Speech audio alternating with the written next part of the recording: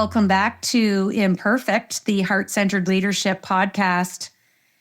And let me tell you, for the last 48 hours, I have been reading and researching my guest today. And most of you have probably seen him on LinkedIn because he is one of the top influencers. My favorite description of him is international psychology rock star. Dr. Chris Stout has brought health and psychological assistance to so many areas across the globe. He's enhanced the lives of children and families. It's very rare that a psychologist will get to trade comments and, I'm going to say, witty comments with international luminaries, but that's what Chris is all about. He's had conversations with Bono, Al Gore, the Clintons, Steve Jobs. And if you ask him what he likes to do, he says he likes to run stuff. So I can tell you that this is going to be a fun interview because Chris has an amazing sense of humor. So Dr. Chris, welcome to the show. Hey, Deb. Thanks. It's an honor to be on. It's nice to have a fellow podcaster. It makes my job easy. Likewise. I don't have the volume that you do, so I'm very impressed. So this is a treat to be on. Well, I am just honored that you had the time to be on my little podcast here. So I'm ready to jump in and ask you some really great leadership questions. So if you're ready, let's go. Sounds great. I have done a lot of reading. I have watched your post on LinkedIn. I love reading what you post. You truly are an influencer. And I love that you say, I seem to run a lot of stuff. So my first leadership question is, at what age did you notice or have an inclination that you had a leadership skill? And did you think you'd land up in leading within social responsibility? Oh, great question. Thank you. I guess it was probably undergraduate. I got involved in a service fraternity, and part of the obligation of that was to do service-oriented kinds of things. And I found that it was just really enjoyable. I was always pretty quiet and bookish in high school and kind of, did stuff, but it was always behind the scenes. And I think that helped get me out of my, shyness, so to speak. And then I had my first boss, as a predoctoral intern, was a kind of a flamboyant fellow. And he was really kind of always pushing me and pushing my buttons and trying to have me push my limits. And while that was not a very comfortable experience for me, I think it was nevertheless formative to be the presenter. I would much have preferred to write an article or, do the research, do the work behind something. But the thought of presenting or going in front of an audience initially was just terrifying. And that kind of built upon itself, and that got connections. It became more and more comfortable. And then when you do that in the auspices of starting to build things like a nonprofit or a business or a startup or a department, those kinds of leadership skills, I think, start to get honed a little bit more into, you can't be like the Wizard of Oz and sort of, manage things from behind the curtain. You really kind of have to be out there and out front and kind of a Covian perspective of, steward leadership, of being out there to serve others and to do that not just in the work that you do, but also with the staff that you have. Oh, it's music to my ears. Servant leadership. I love that. And that's the premise and the foundation of this podcast, finding heart-centered leaders all over the globe, and not just within your chosen career or vocation, but being that steward, that servant leader 24/7. So I'm so thrilled to hear you say that. Now, my second question I ask all of my guests, Chris, what imperfections do you bring to your heart-centered leadership? Well, I don't know that we have enough hours in the day for me to go into the rabbit hole of all my imperfections, but I guess maybe we have an odd highlight reel of them. I think part of, I joke about this, I've written about this, that I kind of refer to myself as being an accidental humanitarian. I very much wish I could tell people that, this is something that was a passion of mine forever, that, springing from the womb and then wanting to, do all this work and all this, which was definitely not the case. I had very different kinds of career aspirations that evolved and changed over time, thank goodness. And then I just, by virtue of a story that's too long for our conversation today, but I had an experience that happened to me that really sort of, I don't know, changed me and turned a light bulb on for me. It sort of helped me take the foot off a certain kind of direction of the gas pedal of my career, and then shifting into maybe a more scenic route, so to speak, to keep my car metaphor going, of finding that there was great joy and pleasure in helping others in a way that wasn't just, I was trained as a clinical psychologist and worked in practice and did a lot of things that was obviously in the healthcare and helping oriented sphere. But I found that to be very different, almost still kind of you did it as your job, as your career, which is great and fine for people. But, you still needed to have an income with that and have, do it as a fee for service kind of circumstance. And the humanitarian work pulled me away from that. And I felt that the leadership aspects of how I did that, and then trying to, we're an all volunteer organization, none of us are paid, and being able to have people, donate their time to be able to help build things and help do things that aren't right off the bat are not easy to do, I think are some of the things that I was very naive about, that I joke with some of my founders that, if I would have known as hard as this would have been, I probably wouldn't have done it. So I feel like, there's a lot of things that I've been very naive about that has reared their heads in for-profit startup businesses that I've been a part of, as well as in the not-for-profit humanitarian space. So just really being sort of like a Mr. Magoo and not knowing what I'm getting myself into, but generally, and I hope 51% of the time, having a good outcome. Well, it doesn't get any better than that. And I'm old enough to know who Mr. Magoo is, by the way. Okay, well, then you know what I'm talking about. I know exactly what you're talking about. But don't, all joking aside, aren't some of the best outcomes derived from just jumping in without an anticipated outcome or fully having a vision? I think some of the great minds, some of the great things that have happened and that I have viewed in my lifetime, and it's going to segue nice into my next question for you. I know that you founded the Center for Global Initiatives, which is a top-rated nonprofit. I want to congratulate you on that. Thanks.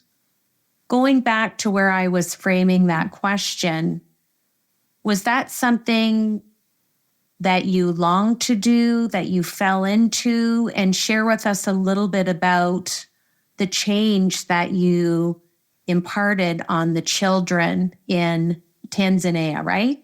Yeah. Well, I had done a lot of work with the World Economic Forum some years back, and you and I were talking before the show about Mehmet Oz. That's actually how he and I first got together, and we had done a couple of projects together. And there's sort of parallel tracks and multiple things going on simultaneously that then came together to do the work in Tanzania and do the creation of the center. And just real quick, the specifics of that is that again, back to being naive, I had no idea how to put together a nonprofit. I had no idea what a 501c3 was in the United States. I had no idea constructing a board or any of the kind of nuts and bolts that go into that. And I was fortunate to have a mentor who I'm still so close with and so appreciative of, who is an attorney, Harvard-trained, Harvard law guy, really sharp guy. And he said, you're funding all the work that you're doing. You've been supporting this project in Tanzania that you referenced. And he said, unless you have like an oil well in your backyard or, a trust fund or something that I didn't know about, you can't sustain that. You can't just, keep doing this yourself all the time. So he was right. And I said, yeah, absolutely. So what do I do? And he said, you contact my wife, meaning his wife, who's also a very sharp attorney. And he said, she'll help you put together all the documentation and the incorporation and the submission to become a 501c3. So the mechanics of that got started.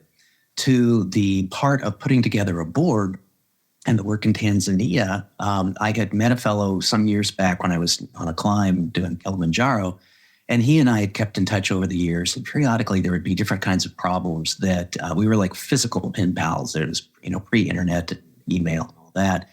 And we would send over materials for children for education. And then that became problematic and too expensive. So then we created an account and started sending over funds that they could then do what they needed to do. He became a chaplain.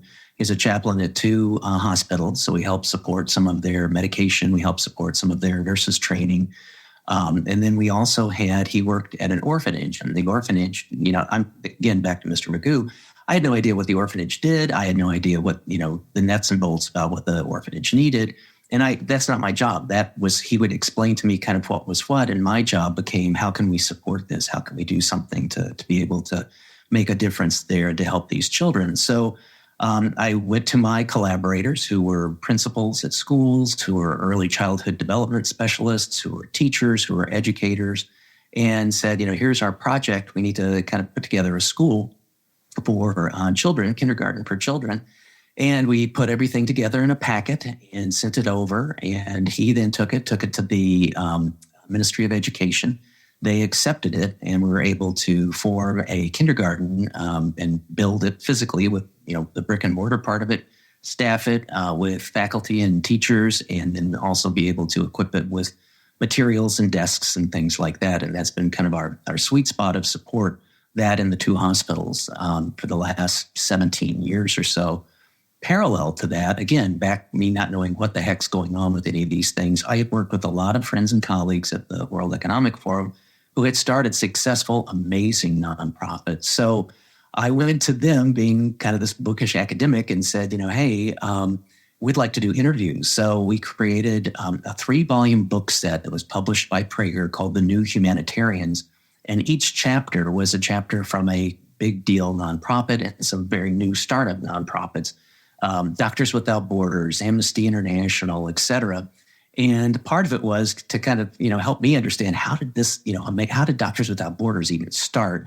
And I got to learn because we did interviews with the founders of it, and we, made a book chapter out of it. We did the next, and each chapter was a standalone for these organizations. But it was really mercenary on my part because I wanted to learn myself. How did they do this? And how can I learn from them to be able to build ours? And Mamet was kind enough to write the foreword for those 3 books as well, too. So all these parallel things were kind of going on. And then, the result was kindergartens. The result was the Center for Global Initiatives and the different projects that we've been fortunate to partner with others in different countries to be able to do. But Tanzania has really been kind of our longest and our near and dear partner. Well, and what a special memory for you. And I can't even imagine how heartfelt that was to see it come from the idea to fruition and just changing the lives of those children. So I know it's brought you a lot of joy. And do you think it's had its biggest impact on being a humanitarian and really bringing that integration of psychology and public health together? Yeah, it has. And it's also taught me that, my gosh, Deb, the amount, you hear about in the business world all the time about, people scaling and people wanting to give, 10x this or 100x unicorns and startups and things like that. And our experience with how little a US dollar can make a transition to a Tanzanian shilling and how much that can, how far that can go and what can be bought with that. We had we are partners. They had a malaria outbreak some years ago, and we got funds over there to have them use those shillings to be able to purchase what they needed. If they needed medications or if they needed, whatever it was. And we were able to, my background in psychology, so I'm very much into outcomes and looking at evaluating things.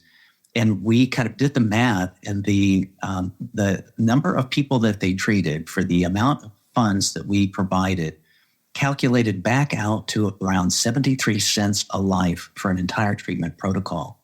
So when you talk about scaling and 10xing something, to think about that, for less than $1, you could be able to treat an individual in their hospital successfully that was suffering from malaria was just mind-boggling. I had no idea, what the math would be or what kind of impact we could have. So it's those kinds of things where I feel like I get such satisfaction out of those kinds of things, being able to play a small supporting role in the yeoman's work that they do, working with patients day in, day out, that we can at least provide them and help support them with some of the tools that they need to be able to do what they need to do.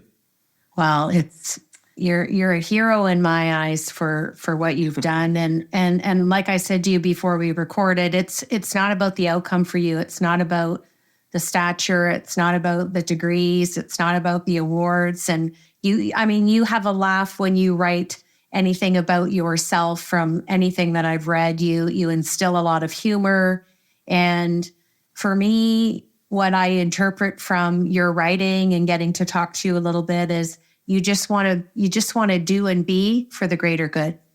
Thank you. That if you could say, I would be blushing right now, or I am blushing right now. So I'm glad this is an audio podcast, but that's very kind of you to say. It's a very humbling opportunity to be able to do something like this for others. And, if anything, people can help support what we're doing, or just to say, my gosh, if Chris can do this, then, imagine what other skilled people can do. People with way more of a toolkit than what I have. So I always try and have that be an encouragement, in the sense of, it's not necessarily easy, but it's not impossible. And that's kind of what we did too. We had a pivot with our center to be able to say, hey, we've learned a lot, and not everybody that comes to us wants to, we help people start 501c3s if they want to here in the U.S. And if some people don't want to do that, they say, I went for whatever reason, I volunteered, or I went on vacation or whatever, and I fell in love with these people in this country or whatever, and all they need is a well. All they need is a bridge. All they need is a surfaced road, whatever. I don't want to create an entire, nonprofit entity, company, business, et cetera. I just want to help them get a well so they can get water. So we help people do that too. And that's kind of the resourcing that we do, is to be able to help, make those connections, provide the tools to just make humanitarian work less friction, less difficult. That, where people if you look at the IRS rules to become a 501c3, they're a little daunting, and they are not easy to do. So some people get turned away before they ever, get much further than an idea or a desire. So our goal is to what we call open sourcing humanitarian intervention, so that we reduce that friction, we lower those speed bumps, and help other people do stuff. Because the more people that are doing these kinds of things, the less that we have to do them. So we'd much rather, help, provide the picks and shovels, rather than, do all the mining ourselves. When you're speaking, it's making me think of a comment that I often get from people, and I have to ask you if you get it. Have you ever been asked, Chris, is there anything you don't do? Oh my goodness. Yeah. That's very nice. I tend to have probably too many interests in things. And a lot of times when I'm kind of in my for-profit side with working with startups, I get so broad-based, and it's sort of like, hey, we could do this, and hey, we could do this, and hey, let's start a band, and hey, let's do all these kinds of things, because it's just all so exciting. And, the bright, sparkly thing, catches my attention. So, there are a variety of things that I have very little experience with and very minimal skill sets in. But, those are the goals that I have. Those certain kinds of things I have a curiosity about or whatever, then that gets put on a list, and maybe not, for tomorrow or next year, but, at some point in the future, that might be something that, I can learn a little bit more about. I'm like you, I'm always interested in learning more, trying to see how maybe things that seem a little tangential and oblique to what I'm doing are perhaps, additive. And maybe they're not going to be additive today, but they might be additive in the future in some new approach or new skill set or new technology to be able to use.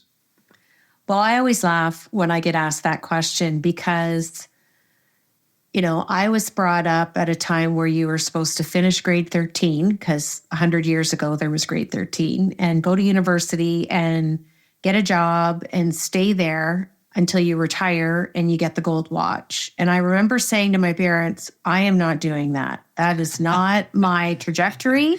And I had a dad who was an entrepreneur.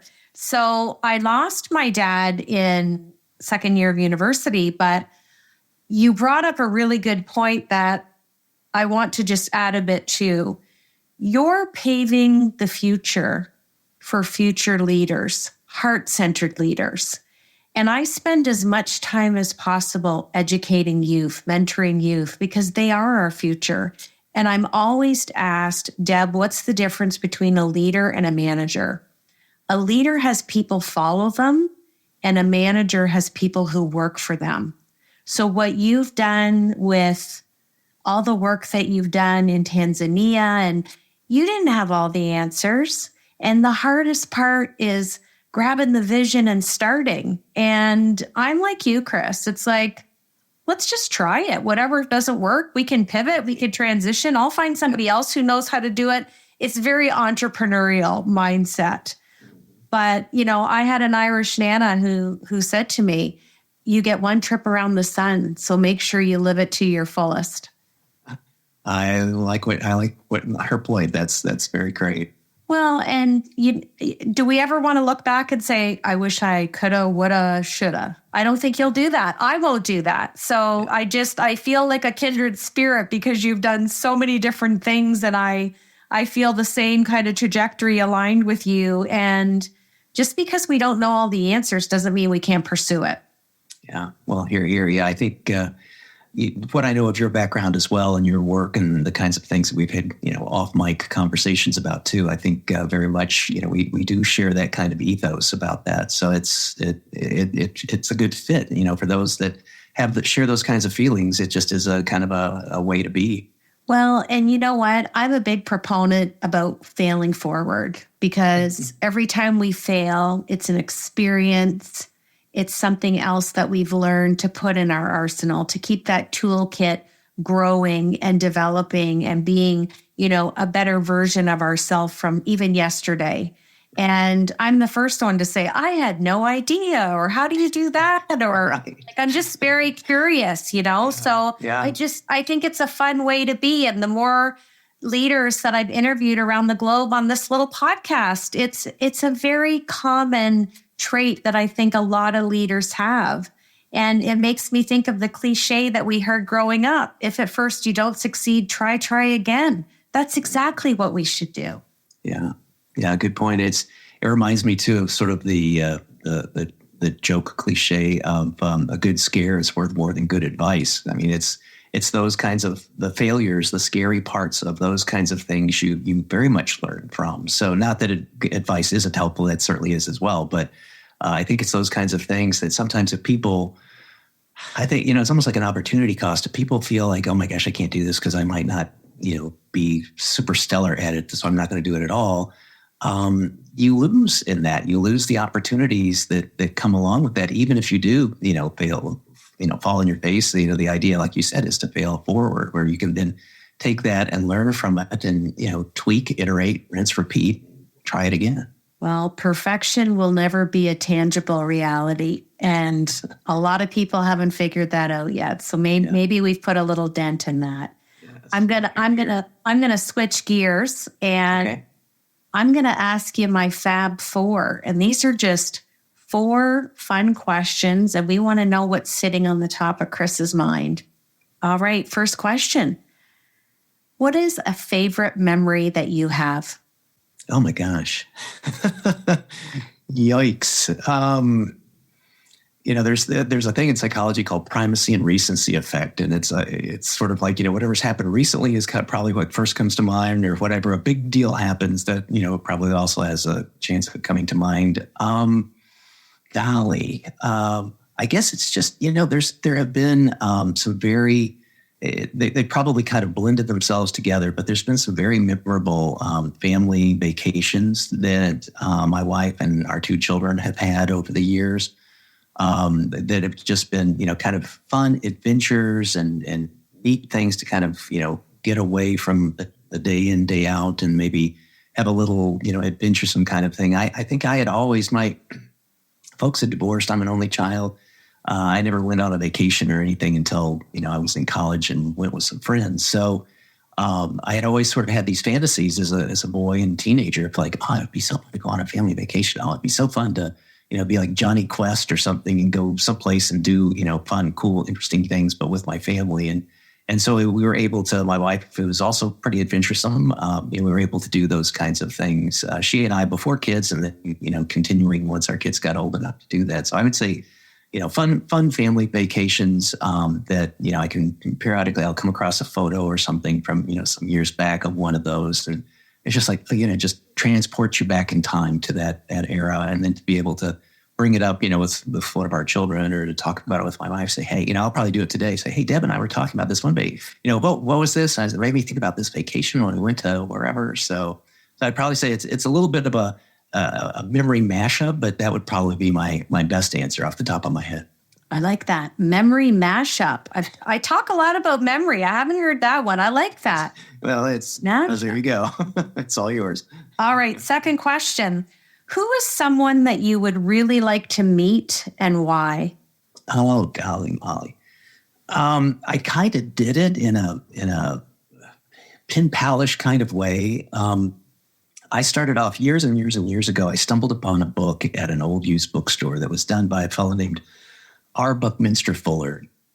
It's called 9 Chains to the Moon. And it was kind of above my pay grade and reading level, but for some reason I was just sort of enamored by it. And for folks that may not know who Buckminster Fuller was, he was just really an amazing polymath. He was known as, he's a designer and an architect and a mathematician and a visionary and all this. And I took a undergrad thesis course and kind of got the gumption up. I had started off as an architecture major, so I had studied him a lot, geodesic domes and his Dymaxion houses and all this kinds of stuff that I just was just nuts about. And I probably to this day, I bet I have almost every book that he's ever written. And believe me, I've poured through them. And he, in this class, I thought, I had some ideas and some concepts that were kind of along the lines of psychology, but I thought had a lot of perspective from what I had learned from his books. So my professor said, well, why don't you write him a letter? And it's like a Wayne's World, I'm not worthy. It's like, no, I can't write him a letter. This is like 78 or something, So I thought, well, okay, my professor said I should write him a letter, so I'll write him a letter. So I wrote him a letter.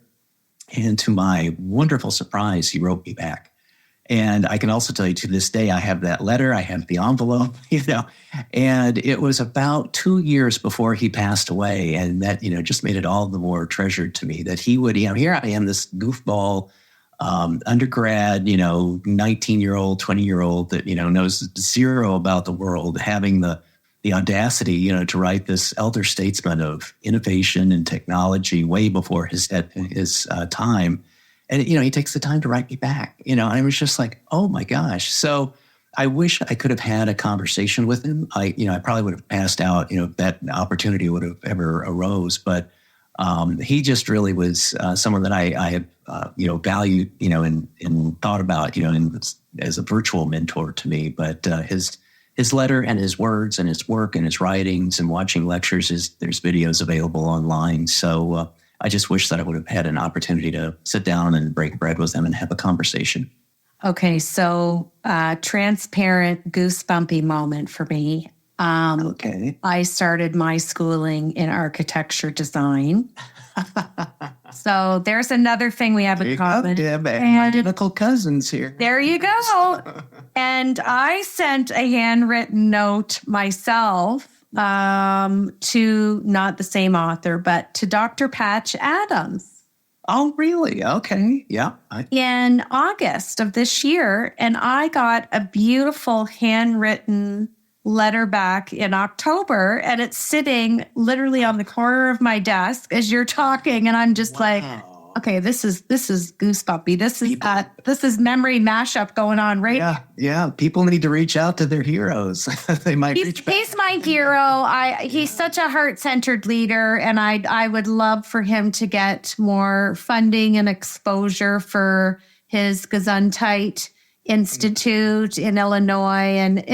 But the whole point of it is, you wrote somebody who you probably made his day with your letter because he was a leader. He inspired something in you. What 19-year-old sits down and writes a letter to someone in that capacity?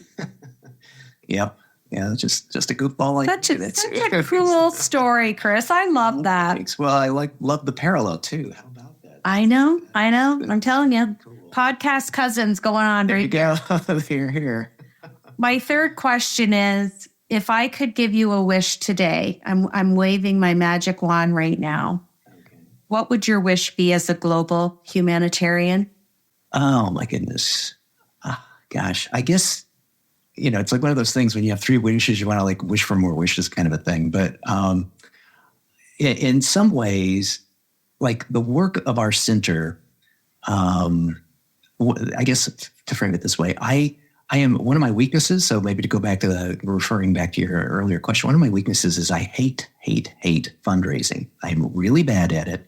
So I don't know, it's, which comes first. I hate it and therefore I'm bad at it, or I'm bad at it and therefore I hate it. But regardless, I'm really not good at it.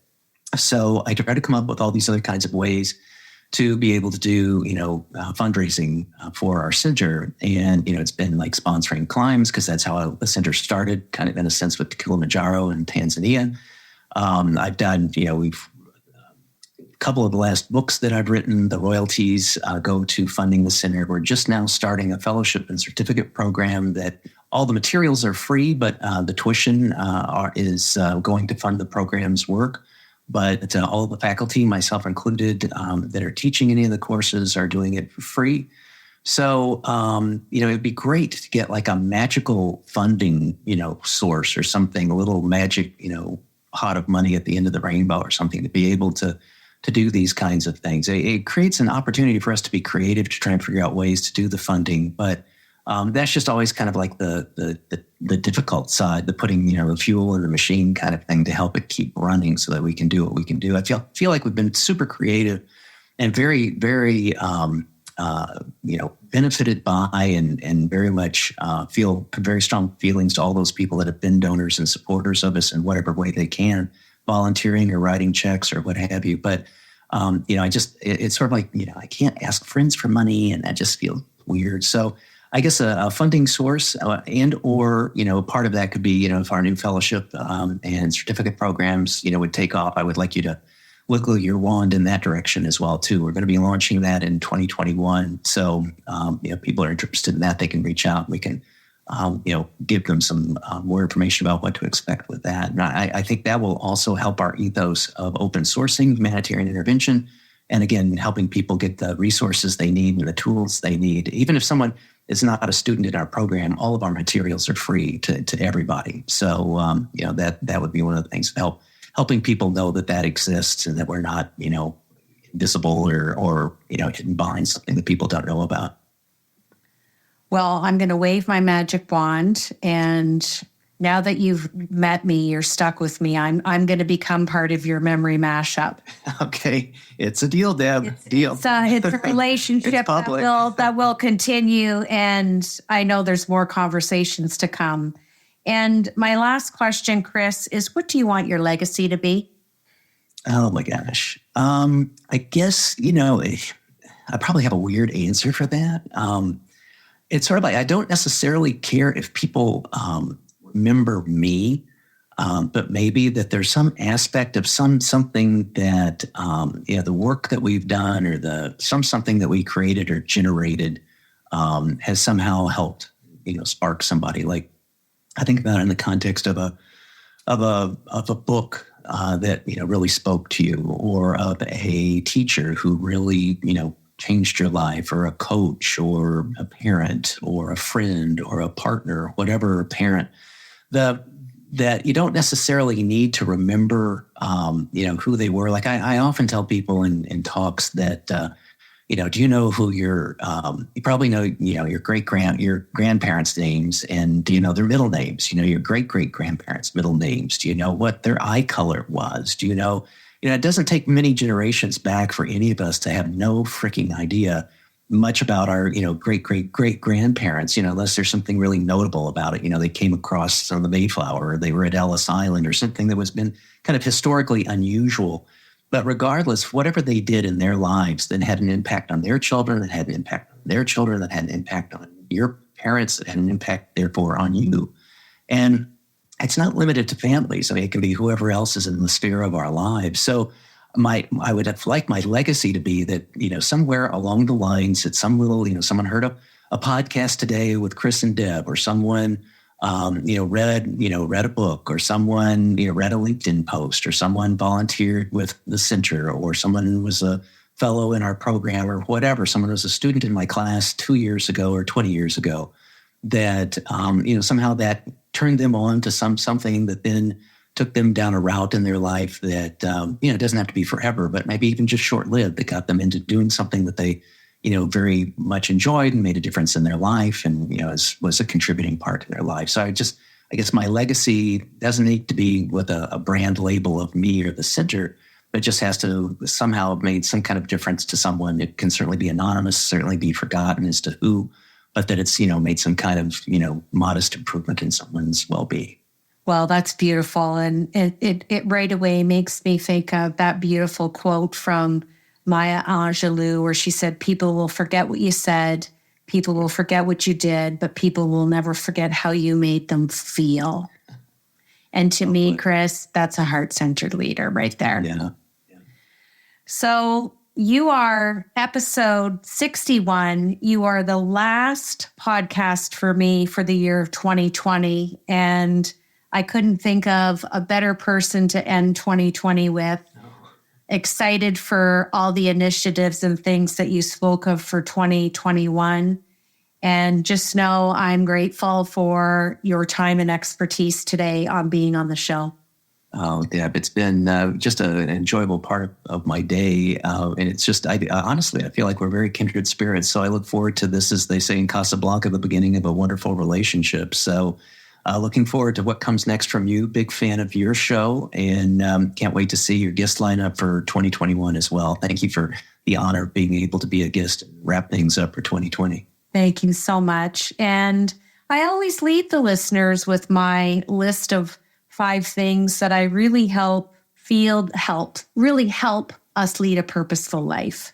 Follow your heart, have passion, do your best, know your truth, and always be in love with the journey. And I'm going to add number 6 because it's the last podcast to 2020.